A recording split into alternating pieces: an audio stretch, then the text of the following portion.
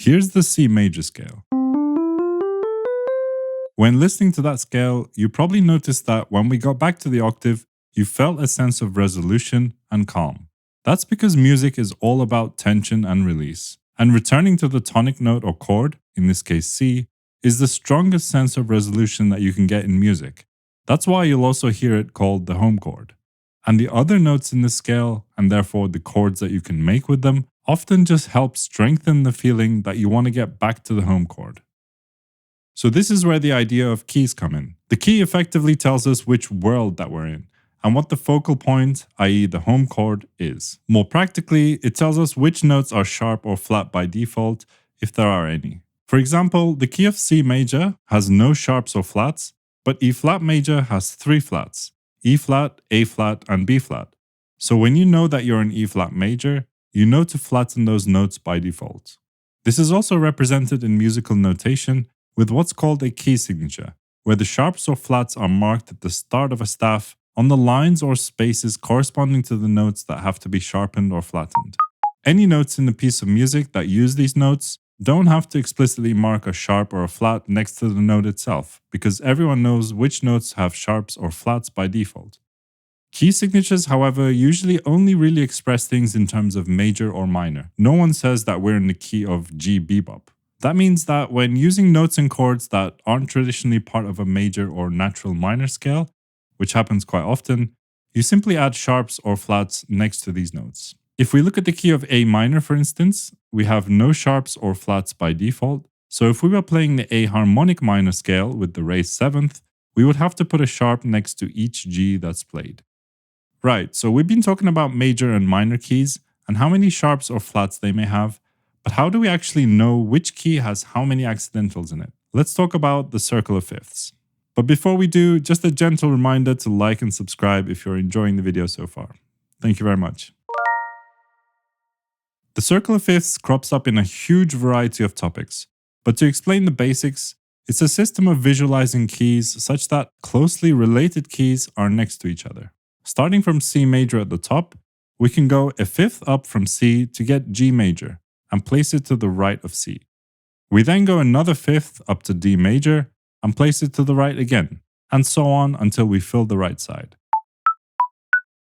To fill the left side, we do the same but go down in fourths instead.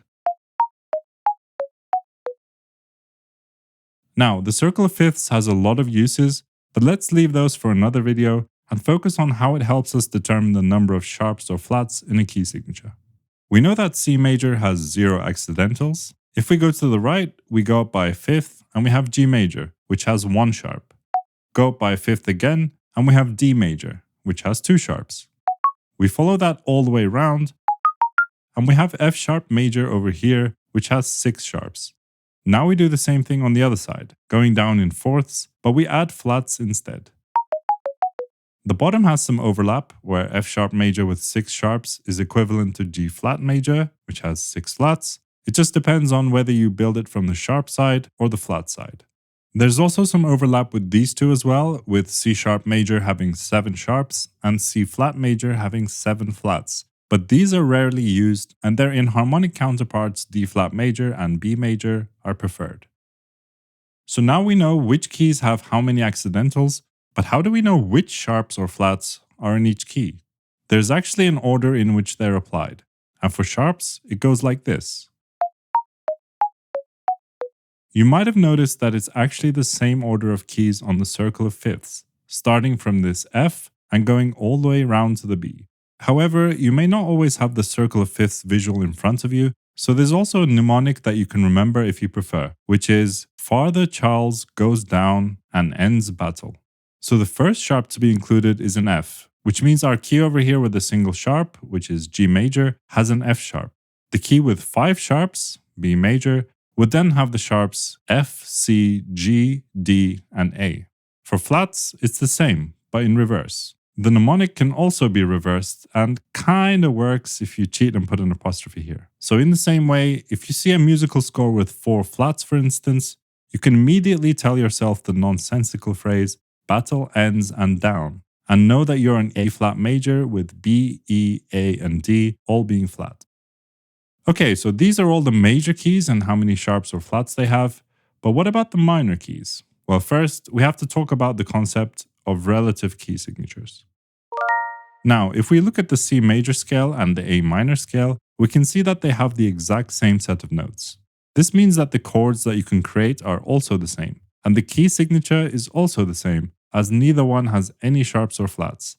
The main difference is that tonic chord, the focal point of the key. So in other words, these keys are closely related, and A minor happens to be the relative minor of C major. An easy way to find the relative minor of our major key is to go down a minor third. If we now do the same for G major, go down a minor third, and we get to E. So the relative minor of G major is E minor. Both keys have a single accidental, the F sharp. If we go through and fill the rest of the circle, we now have all the minor keys and their accidentals. To find the relative major then is just the opposite. We go up a minor third, or we can just look at the circle of fifths. Now, this actually exposes another small problem with musical notation. When you see the key signature written out, you can't really know whether it's a major key or its relative minor key. You have to deduce that from the music and what the home chord is. You might be wondering why we care about relationships between the major and minor. Don't we just choose a key and stick to it? Well, no. As I mentioned at the start, it's extremely common to have notes and chords from outside our key that we borrow to temporarily inject some flavor into the music. And in other cases, we can change key completely, which is called modulation. Relative minor and major keys are a very natural destination for a modulation because, as we saw, the two keys share the exact same set of notes.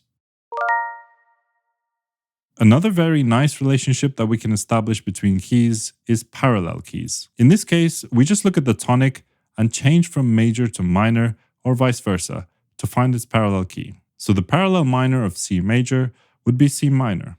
Nice and easy. Once again, the circle of fifths gives us a nice way to visualize what the relationship between parallel keys is. The difference between a major key and a minor key in general is the flattened third, sixth, and seventh. And so on the circle of fifths, this is equivalent to going 3 spaces anti-clockwise. When going from minor to major, it's the opposite. So for example, if you're going from D major to its parallel minor D minor, then you know that you're now one step to the left of C major. So you know that you're going from having 2 sharps to having 1 flat in your new key.